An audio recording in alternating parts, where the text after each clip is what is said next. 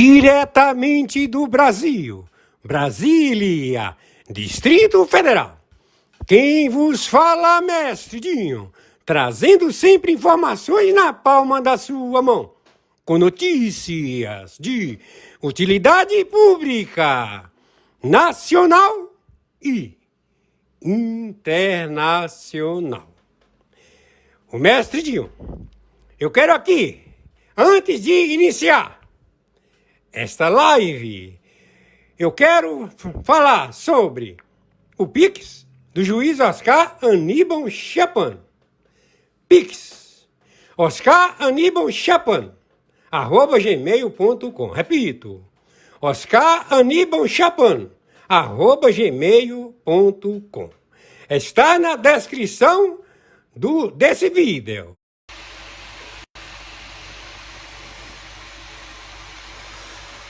Muito bom dia, dia 30 de janeiro de 2026, horário 6 horas da manhã, 24 minutos. Todos os que aceitaram fazer parte do Conselho da Paz Universal do planeta já tomaram posições precedentes e determinações para que isto seja efetivamente protocolado, estabelecido em todo o território da Terra. A posição do senhor Putin, com todos os seus simpatizantes, 17 países do narcotráfico localizados na América Central, na América do Sul e no Caribe, levados pela liderança de uma falsa identidade estabelecida por uma administração já em conflito e com todos os fatos, atos e circunstâncias que determinam que houve manipulação das urnas de voto dos Estados Unidos da América, do governo Biden. Ele procedeu a manipular o voto conjuntamente com outros personagens, também funcionários públicos, que se estabeleceram a querer tomar a globalização do planeta, hoje, em guerra atômica nuclear. Todos estes foram convidados pelo senhor Trump a fazer parte de uma nova administração global, ao qual eles, sendo titulares em administração pública, de identificar em que há vários empreendedores, déspotas, opressores, que querem tomar terras através da capacidade financeira e também de armas, em que não são funcionários públicos, mas eles querem se estabelecer em 206 países, nações no planeta, e com isto continuar a querer ser líder na sua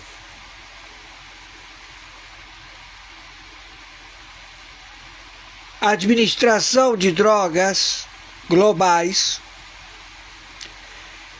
Eles agora são alvos do Putin, do Xi Jinping,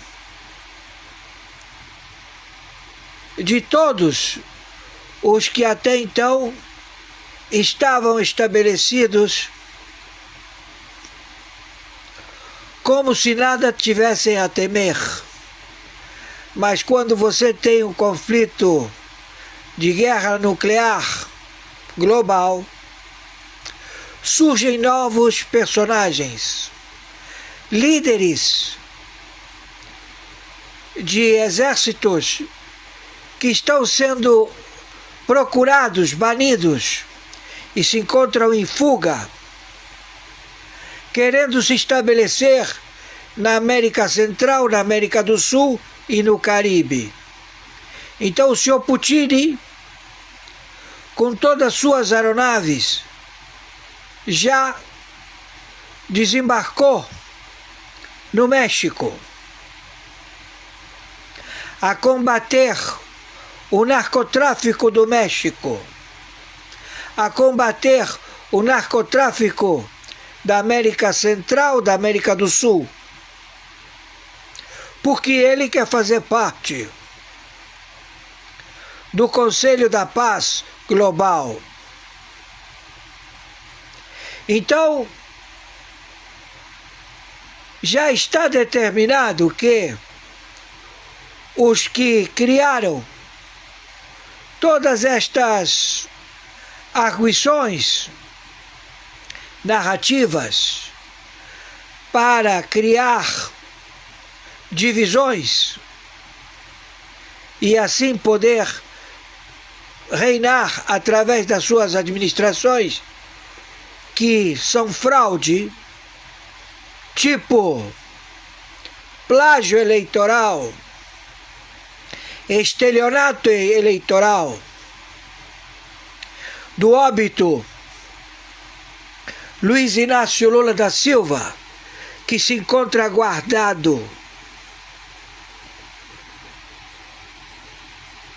numa finca em Brasília, e que ele não pode sair do Brasil, porque ele já está preso, como também 17 executivos, ou seja, presidentes de países da América Latina, Caribe e América Central, que serão levados ao cativeiro por proceder ao narcotráfico, ao extermínio da raça humana. E tudo isto feito pelo Conselho da Paz, estabelecido pelo Sr. Trump. Então, aqueles que até então tinham desavenças em querer estabelecer o liberalismo de negócios com parceiros, em realidade, eles iam ser vítimas. Como foram? Foram todos roubados por um estelionatário, por um ladrão, filho da puta, Luiz Inácio Lula da Silva, e o seu primeiro, segundo e terceiro escalão, que estão na estrutura do governo federal do Brasil, com toda a sua engenhoca de bancos, de fintechs, a querer estabelecer um feudo de quem quiser se habilitar no território da República Federativa do Brasil, será bem-vindo e poderá trazer todo o seu patrimônio, todo o seu resultado de atividades terroristas em todo o planeta. Então, estamos já para erradicar, exterminar com estes grupos, que eles apareceram. O Estado Islâmico, o Ali Khamenei, também os povos africanos que estão fugindo e querem se estabelecer na América Central, na América do Sul e no Caribe. Então, não podemos dar instabilidade ao planeta. Ele já está em um fechamento de guerra atômica nuclear do Irã, onde não ficará pedra sobre pedra, onde todos os ayatolás do Ali Khamenei serão decapitados, serão sentenciados pelos crimes perversos contra a população muçulmana e pelo tráfico de drogas, pelo extermínio da raça humana. Então, acabado este conflito, os sobreviventes querem se estabelecer no Brasil e em vários países da América Central, Caribe e do Sul. Não vamos permitir. Então, chegamos a um bom termo. Identificamos os ladrões, identificamos os funcionários públicos que se venderam, que sucumbiram à propina, ao dinheiro manchado de sangue, de extermínio da raça humana.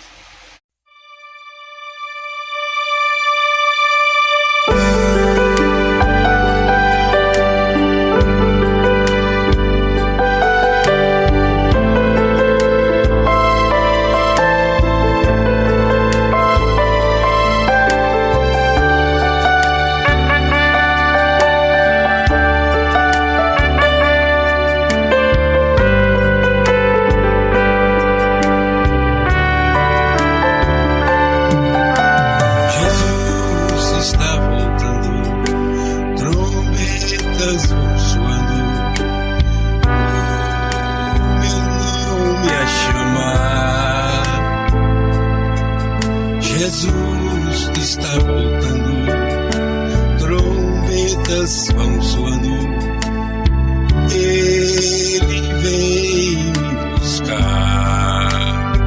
Perfeito, deputado. Eu gostaria de ouvir sua opinião também sobre o movimento, né, do Caiado indo para o PSD. Como é que isso mexe no tabuleiro aí para este ano? Mariana, aí nós já estamos conjecturando, né? Assim, é uma opinião. Isso eu não tenho nenhum fato. Agora, pelo pouco que eu enxergo, pela minha análise, me parece o seguinte. E veja como os fatos, eles, pelo menos na minha cabeça, se encaixam. Veja se você concorda comigo. Caiado quer ser candidato a presidente. Isso é uma condição para ele sine qua non. Né? Sempre disse que seria o candidato. Não sairia, portanto, de um partido no qual ele transita ali, do qual ele faz parte há mais de 20 anos, desde que era PFL, acho que mais de 30 anos, para ir para um partido totalmente novo, com outros caciques, outros postulantes, se não tivesse tido uma conversa bem amarrada. Por sua vez, o Ratinho, que seria, em teoria, o candidato mais forte dos três aí, não me parece que é razoável. Eu não sei se é uma ideia dele, ou do Kassab, ou dos dois, ou de nenhum dos dois, mas não me parece razoável o Ratinho ir para essa missão kamikaze, digamos assim, né? Porque é uma candidatura muito difícil de prosperar. Claro que tem condições de fazer 10, 12, 15%, mas com o cenário de Flávio e Lula, as próprias pesquisas já mostram que a polarização vai se manter. E o segundo turno caminha para um cenário Flávio versus Lula, Bolsonaro versus Lula. Então, o Ratinho, que ainda tem uma vida promissora na política, talvez não queira encarar essa missão, ou seja realmente uma estratégia do Kassab, e aí o Ratinho pode vir para o Senado, pode dar um outro tipo de apoio. O Eduardo Leite, por sua vez, me parece que sempre foi assim ali colocado como um plano B, até para não deixar a esquerda confortável. Então eu acho que no final das contas o Kassab conseguiu amarrar muito bem a situação dele. Ele tem um candidato que está disposto a ir para não ganhar a eleição e não queima o filme do Ratinho, que tem um futuro certamente brilhante na política. Mantém uma candidatura própria para o primeiro turno, o que dá palanque para os deputados e senadores que são importantíssimos no projeto do PSD. E não é obrigado a apoiar nem Lula nem Flávio Bolsonaro no primeiro turno. Com isso, talvez ele fique mais à vontade para apoiar o Lula na Bahia com o Otto Alencar e o Flávio aqui em São Paulo com o Tarcísio, né? Se põe numa posição neutra.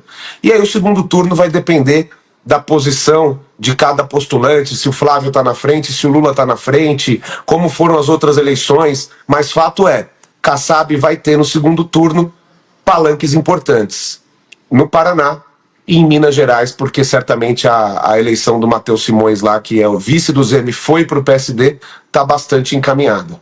É o estado pêndulo, então mais uma vez o Kassab vai estar aí no centro da disputa, no centro de toda essa discussão sobre quem leva as eleições de 2026. Ótimo, deputado. Muito obrigada pela sua participação. Volte sempre aqui ao Sem Rodeios. Eu agradeço demais, Mariana, agradeço, Fred, um abraço para o Lucas, um abraço principalmente a todos vocês aí da Gazeta do Povo. Muito obrigada, até a próxima. Vamos receber Homero Marchese, que está aqui conosco também. Boa tarde, Homero, bem-vindo novamente aqui ao Sem Rodeios. Boa tarde, Mariana, boa tarde, Fred, um prazer estar com vocês. Boa tarde a todo mundo que está nos acompanhando. Então, eu gostaria de te ouvir falar, Homero, sobre a questão, né, grande destaque aqui hoje no programa, né, Dias Toffoli hoje, inclusive, tentando justificar aí, porque ainda está, né, com a canetada sobre o processo, a gente vê toda a tentativa, algumas manobras de blindagem, de autoblindagem neste momento por parte de alguns ministros. Qual que é a sua análise até o momento do que já veio à tona em relação a esse escândalo? Ontem, Mariana, a jornalista Malu Gaspar, que tem feito um trabalho muito importante para o Brasil nas últimas semanas, especialmente revelando os tentáculos do Banco Master no STF, fez escreveu uma coluna dando conta que ela tinha tentado obter no STF informações sobre a distribuição da reclamação que levou o caso do Banco Master para o STF. O caso do Banco Master estava na Justiça Federal, em primeiro grau, e foi a própria defesa do Daniel Vorcaro que ajuizou essa ação chamada reclamação no Supremo Tribunal Federal no dia 27 de novembro de 2025. E aí, no dia 28 de novembro de 2025, o Dias Toffoli vira o relator. E foi nesse mesmo dia 28 que o Dias Toffoli pegou uma carona num jatinho para assistir a final da Libertadores em Lima, no Peru, num voo em que estava também o advogado de um dos investigados no escândalo. A Malu Gaspar queria saber, afinal de contas, como esse processo acabou sendo distribuído para o Dias Toffoli. Se havia sido por algum tipo de prevenção, se havia sido por sorteio e principalmente o horário em que isso aconteceu. Ela queria saber se o processo chegou às mãos dele antes ou depois do voo para Lima. E, na ocasião, o STF se recusou a dar essas informações. Disse que o processo estava sob sigilo e não poderia dar essas informações, o que era uma justificativa falsa. O processo está sob sigilo, mas ele não deve incluir metadados, né, questões sobre a distribuição. E hoje, veja só, diante da repercussão negativa dessa falta de resposta do STF, o próprio ministro Dias Toffoli divulgou essa nota que vocês estão mencionando, dizendo que ele recebeu o caso no dia 28 de novembro por meio de um sorteio. Entre os 11 ministros do STF, o caso poderia ter sido distribuído para 10, já que o presidente assume processo só em casos excepcionais. E com 10% de chance de ser o escolhido, caiu justamente para o Dias Toffoli o processo, e aí ele começa a fazer aquelas decisões esdrúxulas que indicam que ele poderia estar, na verdade, tentando dificultar as investigações, e aí surgem notícias de que o próprio Dias Toffoli pode estar envolvido com o Banco Master. Um fundo operado pelo banco adquiriu parte da participação da sociedade anônima dos irmãos do Toffoli lá no hotel Taiaiá, Ribeirão Claro. E agora vamos ver que tipo de reflexão vem a partir disso, né? É um homem realmente bastante sorte, né? Com 10% de chance, ele acaba assumindo o caso, justamente num caso em que ele pode ter algum tipo de participação. Essa mesma nota, ela também dá a entender que houve uma tentativa de composição amigável por parte do Daniel Vorcaro, já quando o processo estava no STF. Isso ainda precisa ser esclarecido. O que é isso? O que é esse tipo de composição amigável? Daniel Vorcaro propôs à Polícia Federal, ao Ministério Público Federal, algum tipo de acordo de leniência ou delação premiada? Não está muito claro. Nas próximas horas eu acho que a imprensa vai fazer o seu papel e tentar atrás disso. E também a nota, Mariana e Fred, ela indica que, após as investigações, o ministro Dias Toffoli vai reavaliar a permanência do caso em seu gabinete, dando brecha ao entendimento de que ele pode encaminhar o caso novamente para primeiro grau. Vamos acompanhar. Esse é um assunto de muita importância para o Brasil. A atuação do Dias Toffoli como relator desse caso tem sido bastante preocupante e a população e os jornalistas em especial precisam estar bastante em cima desse fato para que o brasileiro não se sinta ainda mais tapeado. Homero, boa tarde, um prazer sempre falar com você. Homero, eu queria saber como você viu essa questão agora do PSD com 3 possíveis presidenciáveis, né? Nós temos Ronaldo Caiado, que tem uma aprovação muito boa no seu estado e tem como bandeira a segurança pública. Nós temos Eduardo Leite, que é alguém mais ao centro do que à direita, representando o Rio Grande do Sul, e nós temos o próprio Ratinho Júnior, que dos 3 me parece ser o que tem mais condições, até pelo pai, pela projeção que o pai tem ali nos estados do Norte e do Nordeste com seu programa na televisão aberta há muitos anos. Queria saber de você dessa chapa do PSD, porque das duas um dos 3 vai ter que abrir mão, e ainda assim o outro terá que ser vice, pensando numa chapa pura. Como você viu essa jogada do Kassab com os 3? Boa tarde, Lucas. Um prazer falar com você também. Olha, Lucas, eu não acredito que o Caiado será candidato a presidente.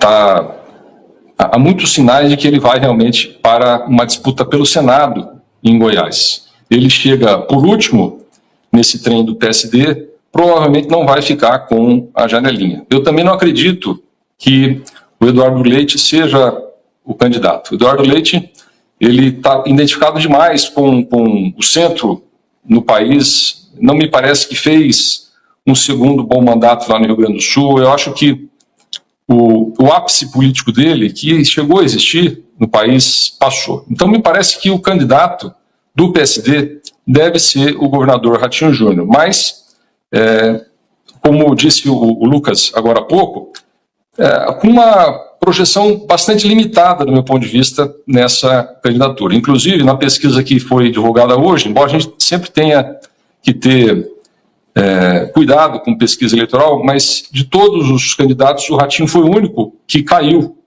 em intenção de voto. Mas é um governador jovem, está no final do seu segundo mandato, não precisa disputar a reeleição, e eu acredito que o PSD deve levar à frente uma candidatura, porque isso interessa especialmente ao Gilberto Kassab, é o homem que manda no partido. Ele vai para uma candidatura em primeiro turno, e no segundo turno aí ele tem um amplo espaço para negociar, seja com o candidato da direita, seja com o candidato da esquerda, e aí isso ele faz como ninguém, essa política de alianças e de trocas. Eu acho que ele não perde nada se a gente parar para pensar. O PSD, tendo um candidato próprio, vai ser um ator relevante nas eleições de outubro, quando poderia não ser nada. Poderia, desde o início, estar apoiando um dos candidatos e aí ter menos poder de influência do que pode ter caso vá com a candidatura própria. Então, resumindo, Lucas, eu acho que o PSD vai lançar o governador Ratinho Júnior como candidato, com poucas chances de vitória, mas com uma grande carta na manga do Kassab para um eventual segundo turno. Homero, um dos aspectos, né, desse escândalo do Banco Master, que é multifacetado, são as relações dos ministros do Supremo Tribunal Federal com o Banco Master.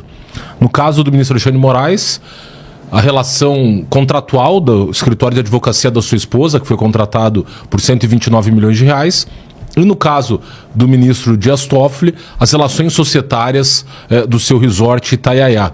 O deputado federal pelo estado do Rio Grande do Sul, Sanderson, promoveu uma representação perante o CNJ para apurar essa questão da teia societária do resort Itaiaiá. No entanto, o CNJ acabou decidindo por arquivar essa representação, dizendo que ministros do Supremo não estão submetidos à jurisdição do CNJ.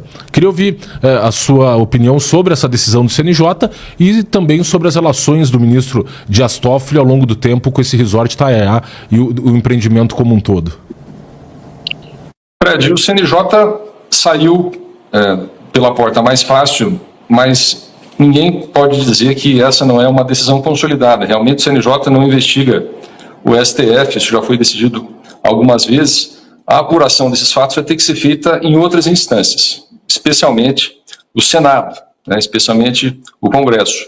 Eu vi que há pouco, por exemplo, a CPI do INSS convocou o Daniel Vorcaro para depoimento. E ali, se ele responder as perguntas, né, pode ser um fórum interessante para aprofundar essas relações entre o banqueiro e a classe política. O Banco Master, ele está envolvido naquela história do resort de Itaiaiá, Ribeirão Claro, e Ribeirão Claro é um município que fica no nordeste do estado do Paraná, na divisa com o estado de São Paulo, e esse hotel foi construído inicialmente por uma empresa que era do primo do Dias Toffoli, o Mário Degani, que tinha um sócio também empresário de Marília, construíram esse empreendimento, e no ano de 2020 a sociedade teve a inclusão da empresa cujos dirigentes eram os irmãos do Dias Toffoli. Aquele irmão que reside numa casa modesta, que foi visitada pela reportagem do Estadão, em que a esposa dele acabou dizendo que mal sabia que ele tinha algum tipo de envolvimento com o resort, e o irmão padre do Toffoli. Bom, em 2020 eles entram na sociedade Itaiaiá e em 2021 vendem um pedaço da sociedade para um fundo controlado pelo Banco Master. Daí vem a suspeita de que o Banco Master teria relações com o ministro Dias Toffoli do STF, teria utilizado essa operação para, de algum modo, fazer pagamentos ao ministro Dias Toffoli. É um fato que está sendo apurado, né, muita gente se debruçando sobre isso.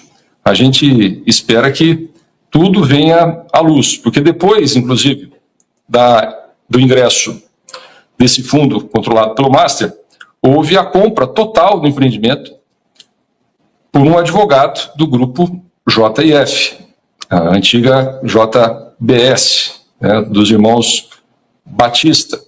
E isso aconteceu em 2025. Mais dinheiro entrou para a sociedade dos irmãos Toffoli, e alguns anos antes, o Toffoli tinha suspendido um acordo de leniência entre o Ministério Público Federal e a JF, por meio do qual a JF estava pagando 10 bilhões de reais para a União. O Toffoli suspendeu esse pagamento, e aí algumas pessoas estão dizendo que pode ser uma espécie de contrapartida esse ingresso do dinheiro da JF no resort em que havia a sociedade dos irmãos do Toffoli.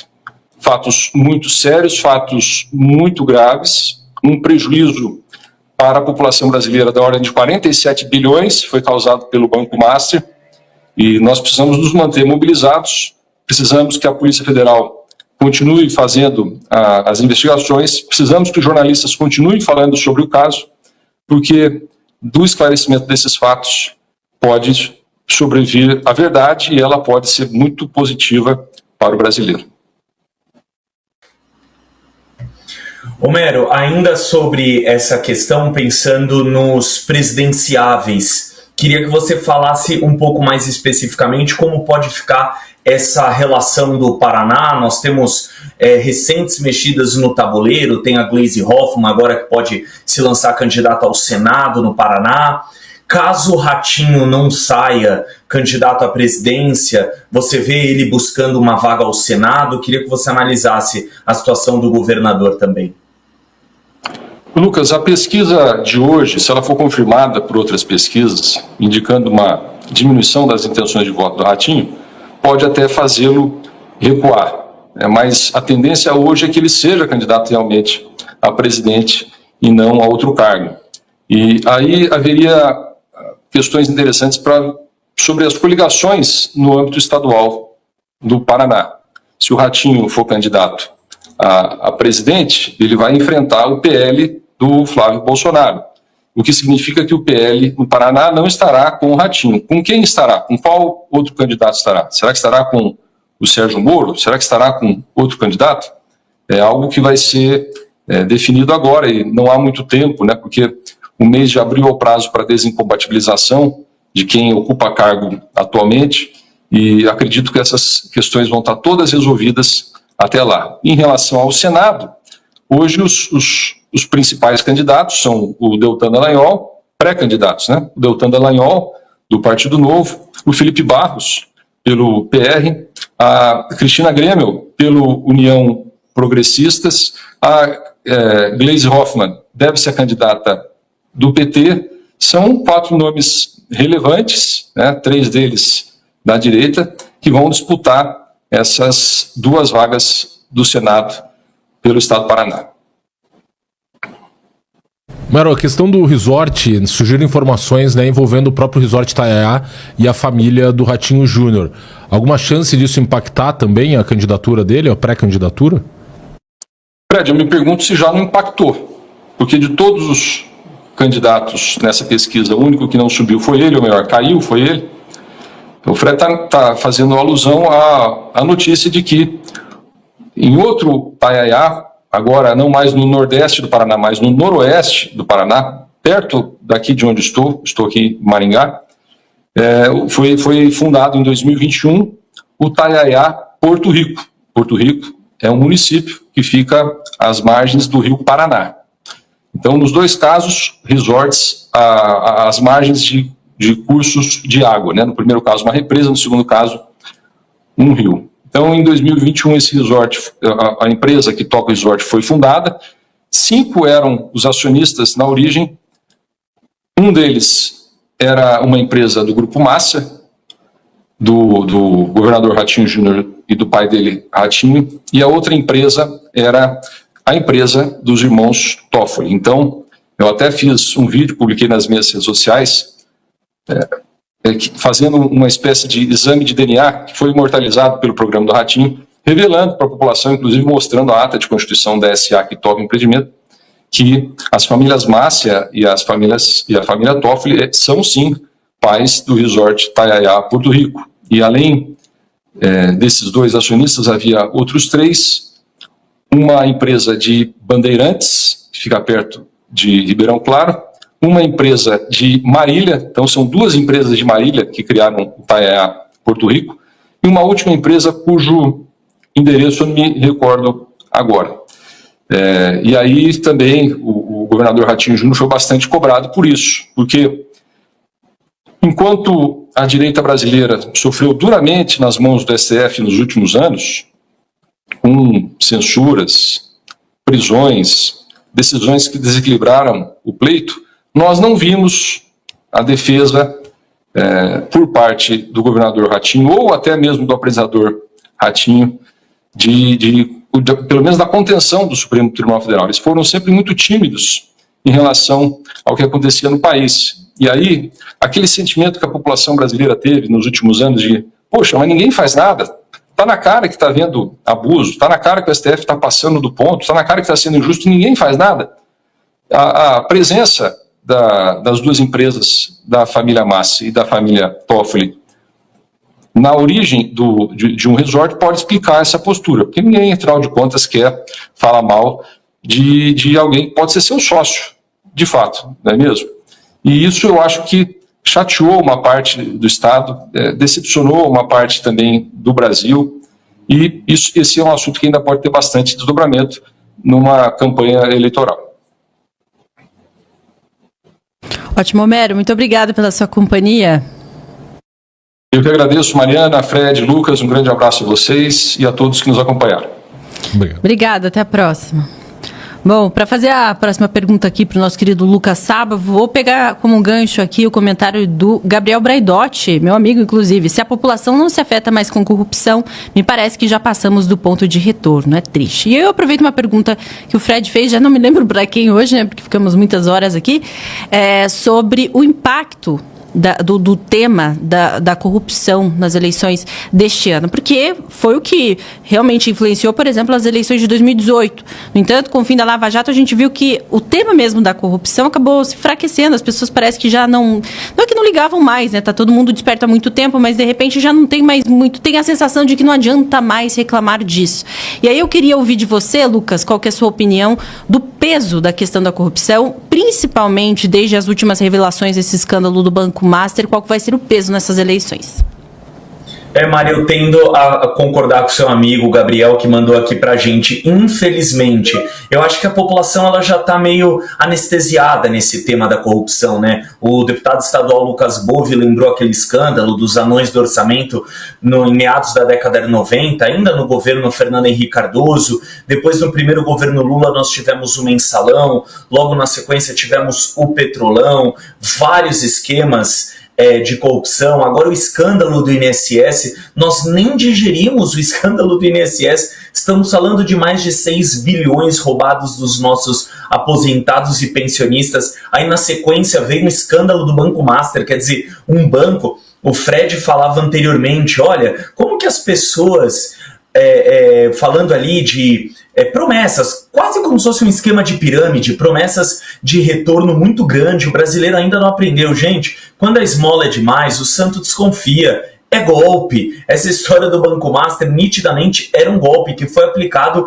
na magnitude de bilhões. Sabe aquele pessoal que liga na sua casa, fala que sequestrou um parente seu, ou fala, deposita tal valor para ganhar esse prêmio? É a mesma história do Banco Master, só que em escalas diferentes. Então, Mari, eu acho que infelizmente o brasileiro, como ele não espera nada da política, e a primeira coisa, acho que se você sair nas principais avenidas do Brasil e falar o que você acha dos políticos, de maneira geral, eu acho que a primeira coisa que eles vão falar é bandido, não trabalha. Normalmente é algo pejorativo, é algo negativo. Então, essa história da corrupção me parece estar bastante intrínseca na política, e o brasileiro vê com essa questão.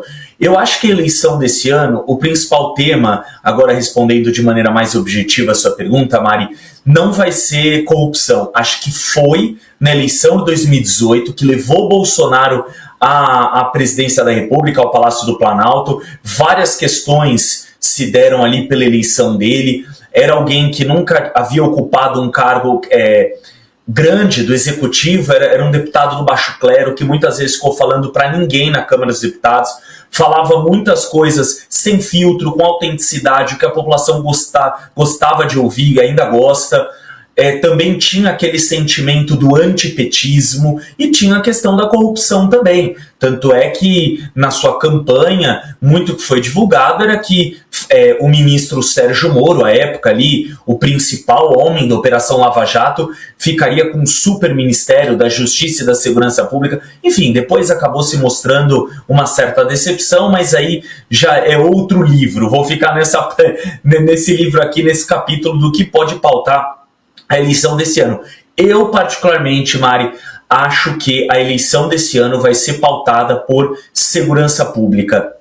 Acho que a questão da criminalidade está muito em alta. Aquela história do novo cangaço, primeiro comando da capital, o PCC, o Comando Vermelho, a questão do tráfico de drogas, a questão do tráfico de armas, essa questão que se tornou assim normal, vamos dizer assim, pelo menos aqui na capital paulista, de que as pessoas roubam um celular, e aí as falas do Lula, eu acho que impulsionam esse tema na campanha, porque você tem um chefe de Estado que diz que o traficante é vítima do usuário, que tudo bem o cara roubar um celular para tomar uma cervejinha. Então, assim, eu acho que isso causa um sentimento de revolta na população. ainda maior do que a corrupção. Acho que os dois, claro, a população condena, se revolta, mas tendo a achar que se revolta mais com a segurança pública do que com a corrupção. Porque a corrupção acaba sendo indireta, você não tem absoluta certeza de para onde ia aquele dinheiro, se iria de fato mudar ou não a sua vida. É uma questão de você entender os três poderes, você entender o tamanho da máquina pública, da questão desses desvios. Acho que é algo mais complexo. Agora, aquele bandido que está na ponta da linha, que rouba aquele trabalhador que trabalhou o mês inteiro, muitas das vezes em escalas insalubres, etc. Aí quando ele consegue ali conquistar o valor do seu suor, o patrimônio que seja, pode ser um carro, pode ser uma moto, um aparelho celular, e o cara vai em segundos e rouba ele, e ele sabe que ele vai para a delegacia, vai tomar um chá de cadeira, vai demorar horas para fazer um boletim de ocorrência, que o delegado vai olhar e falar, beleza, põe na lista aí, e ele nunca vai ter aquele bem dele de volta. Isso estou falando na melhor das hipóteses, né? Fora quando alguém não morre, não é baleado, etc. Então, eu acho que aquela operação liderada por Marcelo Castro de maneira muito coragem pelo governador do Rio de Janeiro, eu acho que vai estar muito intrínseco nas eleições, e acho que outras operações ainda vão aparecer até outubro. E tem mais, Mari.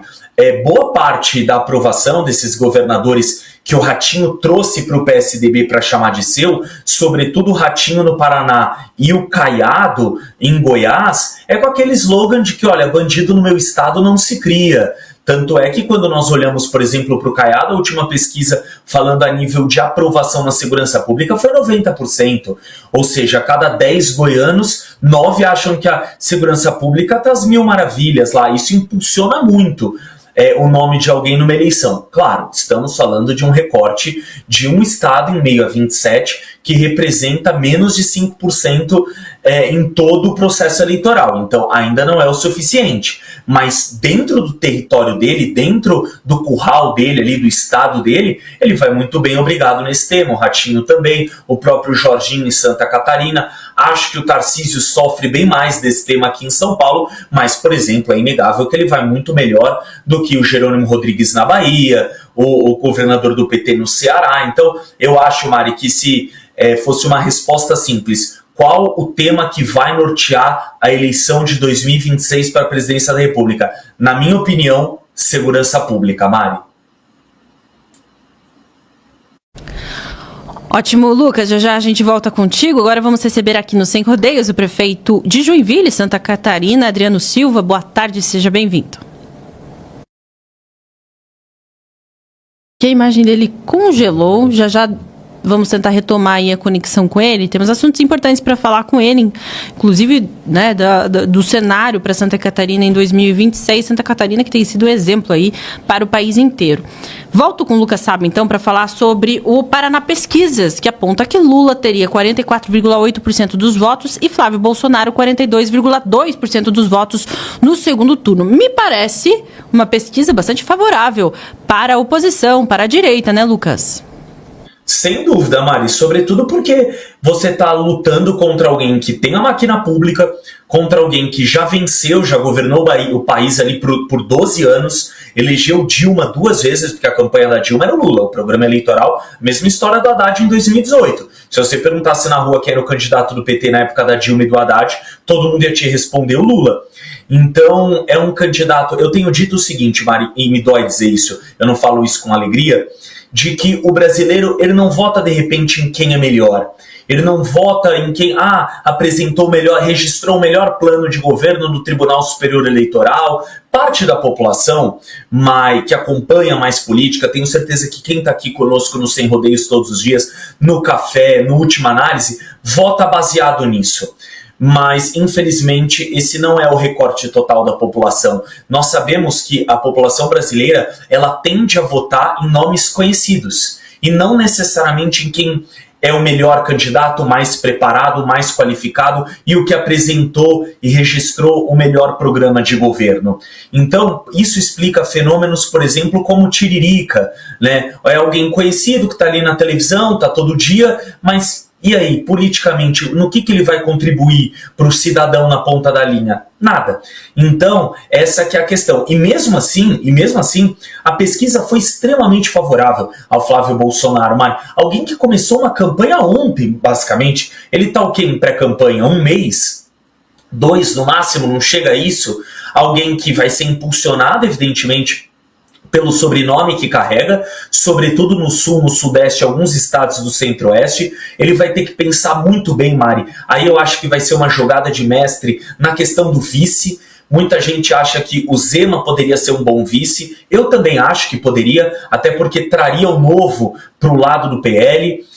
Teria uma questão também que Minas Gerais é aquele swimming state, né, como se diz nos Estados Unidos, ou seja, aquele estado pêndulo que cada eleição vai para um lado e para onde Minas aponta desde a redemocratização em 88, tal candidato venceu em Minas, venceu no Brasil todo. Pode ver, Fernando Henrique Cardoso, Dilma, Lula, o próprio Bolsonaro, todos que venceram em Minas se sagraram vitoriosos no segundo turno. Tem essa questão, de repente, uma vice-mulher pode agregar bastante, pensando em alguém do norte ou do nordeste, onde ele vai ter um pouco mais de dificuldade de entrar nesses estados, sobretudo aqueles governados pelo PT já há algum tempo, então Pernambuco, Ceará, Bahia, enfim. Mas mesmo assim, Mari, eu acho que para quem ainda está bem no início da campanha, isso mostra o seguinte: Flávio Bolsonaro pode ainda não ser tão conhecido no país todo, leva o sobrenome do pai, o que ajuda, mas quando você também não é tão conhecido, tem um fator que ajuda muito e decide a eleição, que é a rejeição. A rejeição do Lula tem crescido cada vez mais. Hoje falamos mais cedo de uma pesquisa do Poder Data no Café, em que havia aumentado essa rejeição dele, e que pode ser um fator preponderante para o Flávio levar essa eleição. Mari, sigo aguardando, acho que ele está fazendo uma estratégia correta, está viajando para fora do país para viabilizar a sua candidatura internacionalmente. Acho que quando retornar deve começar a pensar em nomes para vice, em nomes para ministro, nomes, por exemplo, que agradem o mercado financeiro, que agrade o centro, até para tentar compor uma chapa cada vez mais forte. E evidentemente, Mari, esse trio do PSDB, o trio gaúcho, goiano e paranaense, os três, não indo para o segundo turno, vão cair ali no colo de Flávio Bolsonaro e devem agregar bastante também, Mari. Ótimo, Lucas. Daqui a pouco voltamos contigo. Agora sim, vamos receber aqui o prefeito de Joinville, Adriano Silva. Boa tarde, seja bem-vindo. Boa tarde, Mariana. Boa tarde, Frederico. Boa tarde, Lucas. Tudo bem com vocês? Tudo bem com o senhor. Muito obrigada por se colocar à disposição aí do nosso programa. Eu que agradeço o convite. Obrigado. Bom, gostaria de te ouvir falar, né? Antes de tudo, é importante a gente lembrar aqui para quem está nos acompanhando que Joinville já recebeu diversas premiações como melhor cidade, melhor educação do país e tudo mais. A gente sabe que isso não é à toa, né? E a gente sabe da importância e do grande exemplo que é, inclusive, Santa Catarina neste momento para o país. Tendo em vista que estamos em ano eleitoral, o senhor já teria recebido convites também importantes aí para a disputa deste ano. Gostaria que o senhor contasse para a gente como é que está a situação do Estado para as eleições de 2026. Legal, Mariana. Eu sou empresário, né? Eu comecei na política através do Partido Novo. Eu entrei por pura indignação. Eu queria ver a minha cidade sendo administrada de uma forma diferente, uma política diferente, sem a politicagem, né, que ele toma lá da cá, acostumado. E a gente conseguiu realmente fazer uma política muito diferenciada e com grandes resultados. Tanto é que, como você comentou sobre a educação, a gente saiu de 9º lugar e 15º lugar no IDEB, das séries iniciais e finais. Em 3 anos nós chegamos em 1º lugar nas séries iniciais e finais das maiores cidades do Brasil. Então hoje somos referência no IDEB nacional. Então isso demonstra, né, de que uma política organizada, com pessoas técnicas, colocando as crianças no centro da discussão, cada criança é um CPF único, né, ali é um trabalho único, a gente conseguiu revolucionar a educação e hoje ser uma referência nacional. Em termos de qualidade de vida também, Joinville se destaca, foi reconhecida como uma das melhores cidades para se viver, uma das melhores cidades para se empreender na indústria, né, isso tudo pela política liberal, a política de tratar o empreendedor como, né, um principal agente da economia do Estado. E tudo isso fez eu e o governador Jorginho Melo, que é do PL, nós termos uma excelente relação sempre. né? E acabamos então tratando desses temas, e aí veio à mesa o convite dele para eu seguir na chapa dele para a reeleição como candidato a vice. E aqui ele fez um convite que eu achei muito interessante, da união da direita, né? Unirmos o PL novo em Santa Catarina e fortalecer aquilo que já acontece em Santa Catarina. Santa Catarina nunca teve o estado sendo governado pela esquerda. Hoje Santa Catarina é tido como um estado exemplo no Brasil, e isso vem fortalecer aqui os princípios, né, e valores que o catarinense realmente segue. Então, esse foi um dos principais motivos do aceite aí em relação a esse convite. Bom, na descrição dessa transmissão hoje, lá na descrição da transmissão, ou seja, essa aqui que nós estamos aqui mostrando, tem um link e fala sobre o Mestrezinho 1949, certo? Aqui, essa página é exatamente, para quem não assistiu eu falando sobre isso. Eu sou afiliado do Mercado Livre. O que quer dizer isso? Eu não tenho loja, isso aqui não é uma loja minha não, certo? Isso aqui é que o Mestrezinho, eu configurei, né? Com os links e criei essa página aqui, certo? Lista, é uma lista. Tem aqui, ó, tem aqui 100 produtos. Eu vou abrir aqui num produto aqui, por exemplo, eu vou abrir isso aqui. Vou clicar aqui, ó, certo? Por exemplo, deixa eu ver aqui. O que foi que aconteceu aqui? Vou tornar, clicar. Para você ver. Aqui na descrição aqui não tem nada a ver com a descrição da transmissão. Vamos supor que esse produto aqui é o smartphone Motorola Moto G15, 256 GB, 12 GB de RAM e câmera 50MP com AI e Night Vision, bateria de 5200,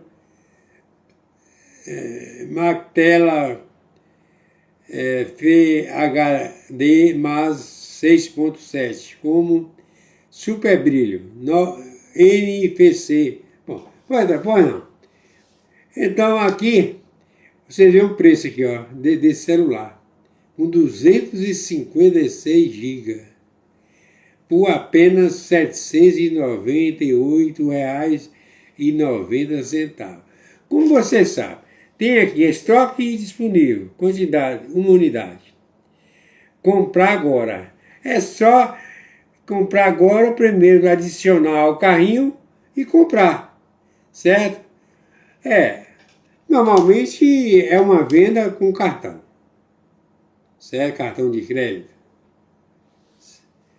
Então, é isso aqui. Eu vou retornar aqui.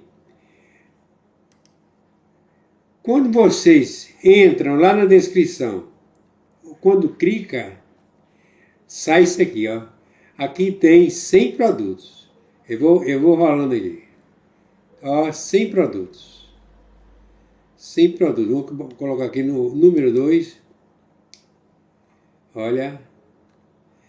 Aqui são pessoas, né, fazendo a propaganda aí das roupas. Olha, mochila. Bem, vou aqui no 3. o 3, tudo isso aqui, notebook, tablet, etc, etc, etc. Vamos clicar aqui no 4. Nas próximas vezes eu vou falar que sempre que tem um link, aqui tem 5, 6, 7, 5, olha, 5, 6, ok? E o 7, tá aqui. Vamos retornar e encerrar. Deixa eu ver aqui.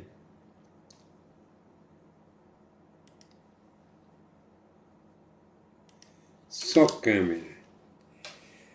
Portanto, meus amigos e amigas patriotas, quem vos fala, Mestre Dinho, trazendo sempre informações na palma da sua mão, com notícias de utilidade pública, nacional e internacional. Bom dia, boa tarde, boa noite ao planeta Terra, especialmente aos meus amigos e amigas patriotas. Fui!